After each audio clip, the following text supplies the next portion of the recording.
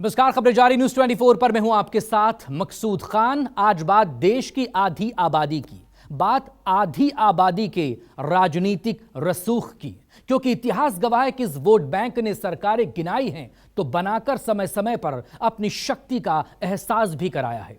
5 राज्यों में विधानसभा के चुनाव करीब हैं और फिर 2024 के रण की तैयारी, जिसमें एक बार फिर से आधी आबादी अहम भूमिका निभाने जा रही है और बिना देरी के सभी पार्टियों ने अभी से इन्हें साधना शुरू कर दिया है। 2014 और 2019 में सरकार बनाने में महिलाओं की भूमिका अहम रही। जिस तरफ महिला वोटर्स का झुकाव रहा, उसी पार्टी ने राज किया। सियासत समझ चुकी है कि राजनीति में जीत के लिए लेडी लक जरूरी है।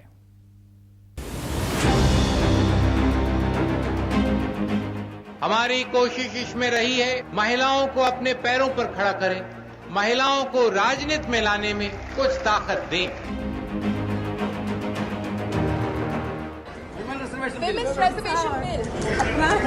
बिहार पहला राज्य है, 2006 में 50% महिलाओं को आरक्षण दिया।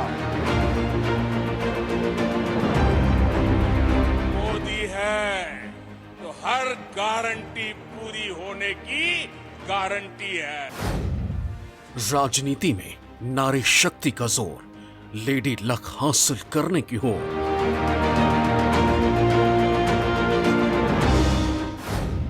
जिसके साथ आधी आबादी, वो जीतेगा 2024 की बाजी।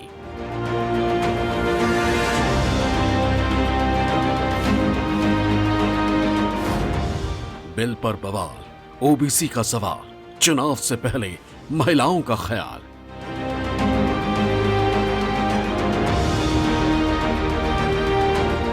चुनाव से पहले मोदी सरकार ने महिला आरक्षण बिल को पास करने का दांव खेल दिया, तो दूसरी तरफ विपक्षी गठबंधन इंडिया ने महिला आरक्षण बिल में ओबीसी कोटे की मांग को सरकार के खिलाफ बड़ा हथियार बना लिया।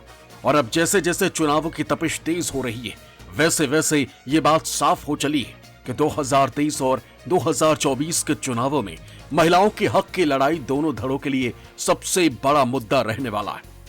और दोनों गठबंधनों की हर पार्टी वुमेन सेंट्रिक पॉलिटिक्स पर फोकस करने वाली है। इस साल 5 राज्यों के विधानसभा और 2024 के लोकसभा चुनाव को लेकर देश में राजनीतिक हलचल तेज हो गई है, तो दूसरी तरफ विपक्ष भी लामबंद होकर इंडिया गठबंधन बनाया है। लेकिन केंद्र की सरकार ने महिला वोट बैंक को साधने की कोशिश में जो मास्टर स्ट्रोक लगाया है, वो निश्चित रूप से विपक्ष को एक बार फिर से सोचने पर मजबूर कर दिया है। महिला आरक्षण बिल पास करवाकर सरकार गदगद है। प्रधानमंत्री मोदी ने चुनावी रैलियों में महिला आरक्षण बिल का जोर शोर से प्रचार शुरू कर दिया। महिला आरक्षण बिल को बीजेपी सरकार की सबसे बड़ी उपलब्धि बता रहे हैं। मैं मध्य प्रदेश की बहनों को याद दिलाने आया हूं कि मोदी ने आपको जो गारंटी दी थी, वो भी पूरी हो गई है।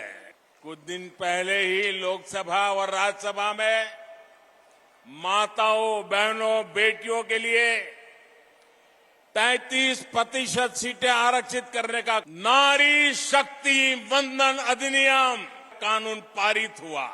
मैं जिस घर से निकलकर यहां आया हूं, मेरे पास करने के लिए सिर्फ और सिर्फ मेहनत है, सिर्फ मेहनत है।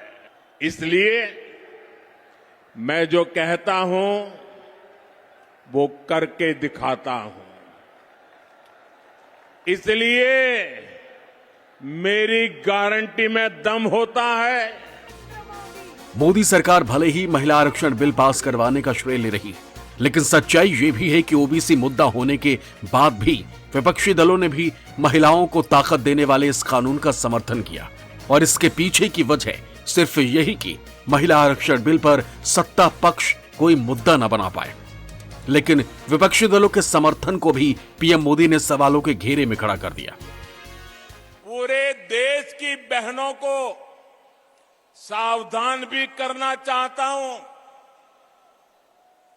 कांग्रेस और उसके नए गठबंधन गठबंधन ने मजबूरी में इस बिल का समर्थन बहुत खट्टे मन से किया है, बहुत बेमन से किया है, क्योंकि मेरी माताएं बहनें जग गई हैं।